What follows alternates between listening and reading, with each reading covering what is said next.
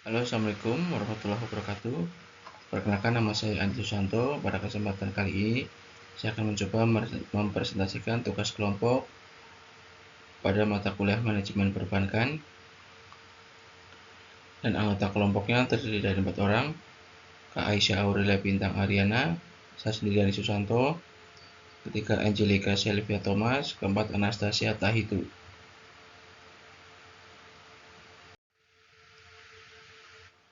Pada presentasi ini, saya akan mencoba mengambil kasus PT Bank Danamon Indonesia Tbk tahun 2019 dengan judul "Beberapa karyawan Bank Danamon terbukti melakukan manipulasi data dan penyalahgunaan dana nasabah".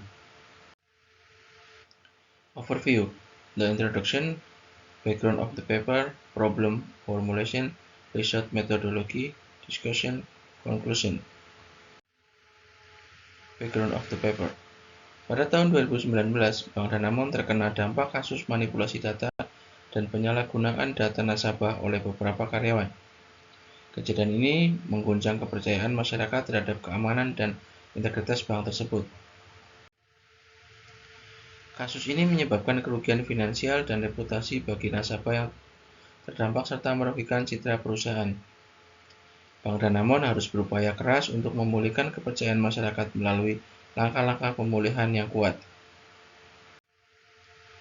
Research methodology. Riset literatur. Tujuannya adalah untuk mendapatkan pemahaman yang lebih baik tentang kronologi kasus, dampaknya, dan tindakan yang diambil oleh Bank Danamon. Analisis data. Metode analisis digunakan untuk mengevaluasi informasi yang ditemukan, menghubungkan pola dan hubungan antara data, serta mencapai kesimpulan yang didukung oleh data tersebut. Problem formulation. Bagaimana kronologi kejadian hingga terjadinya kasus penyalahgunaan dana nasabah? Apa saja faktor penyebab terjadinya manipulasi data dan penyalahgunaan dana nasabah, serta dampak kejadian terhadap nasabah? Tindakan apa saja yang diambil oleh Bank Danamon terhadap kasus manipulasi data dan penyalahgunaan dana nasabah?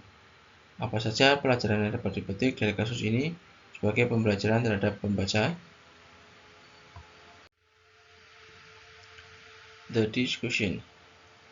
Terungkapnya kasus di tahun 2019 setelah adanya penyelidikan internal yang dilakukan oleh Bank Danamon. Manipulasi data yang dilakukan oleh karyawan-karyawan tersebut berhasil diidentifikasi. Karyawan-karyawan tersebut juga terlibat dalam penyalahgunaan dana nasabah, mencangkup pengambil alih dana nasabah untuk kepentingan pribadi. Nasabah yang menjadi korban manipulasi data dan penyalahgunaan dana mungkin mengalami kerugian materi dan kerugian kepercayaan terhadap Bank Danamon. Bank Danamon mengambil tindakan serius sebagai respon terhadap kasus ini. Bank Danamon juga terlibat dalam proses hukum untuk menuntut pertanggungjawaban karyawan yang terlibat dalam kasus ini. The modus, manipulasi data.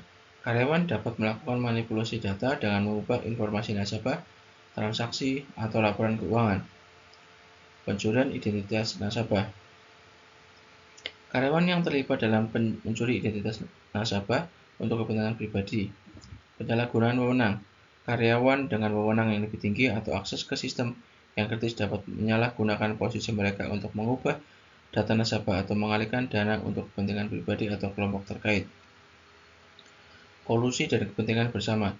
Dalam beberapa kasus, karyawan yang terlibat dapat melakukan kolusi atau memiliki kepentingan bersama dengan pihak luar. The factor of data manipulation and misuse of customer fraud. Kurangnya pengawasan internal, kurangnya kesadaran etika dan nilai perusahaan, tekanan kinerja dan insentif yang salah, kurangnya pelatihan dan kesadaran keamanan, kurangnya pengawasan manajemen, kurangnya sistem dan proses pengendalian yang efektif.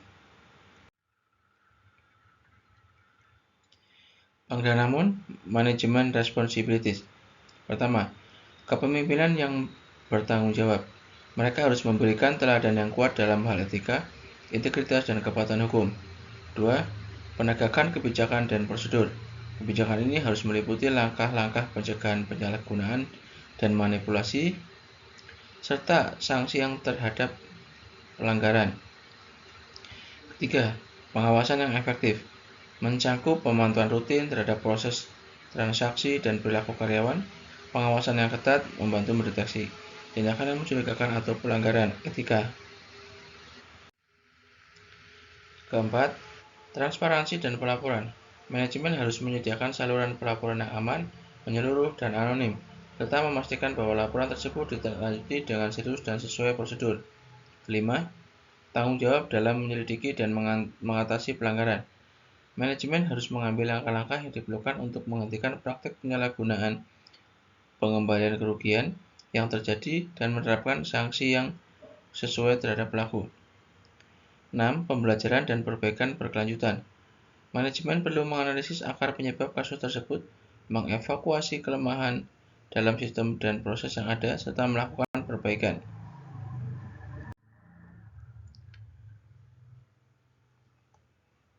Conclusion. Pentingnya etika dan integritas. Etika dan integritas yang kuat adalah dasar yang mencegah terjadinya praktik penyalahgunaan dan manipulasi data. Berikutnya, peran sistem pengendalian intern. Sistem pengendalian internal yang baik akan membantu mencegah, mendeteksi, dan menindaklanjuti pelanggaran dan penyalahgunaan. Tanggung jawab manajemen. Tanggung jawab manajemen juga melibatkan pembelajaran dan perbaikan berkelanjutan untuk mencegah terulangnya kasus serupa di masa depan. Dampak terhadap nasabah dan citra perusahaan. Nasabah mengalami kerugian finansial dan hilangnya kepercayaan terhadap institusi perbankan. Citra perusahaan juga tercoreng yang dapat berdampak pada kepercayaan investor, nasabah potensial, dan reputasi perusahaan.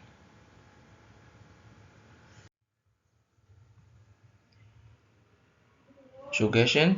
Dalam rangka menghadapi terulangnya kasus serupa, perusahaan harus memperkuat nilai-nilai etika dan integritas, memperbaiki sistem pengendalian internal, dan menjalankan tanggung jawab manajemen dengan sungguh-sungguh.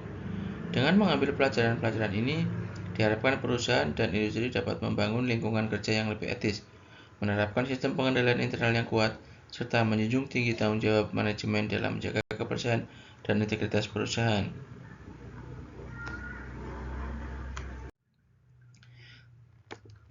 Sekian presentasi dari saya. Terima kasih. Assalamualaikum warahmatullahi wabarakatuh.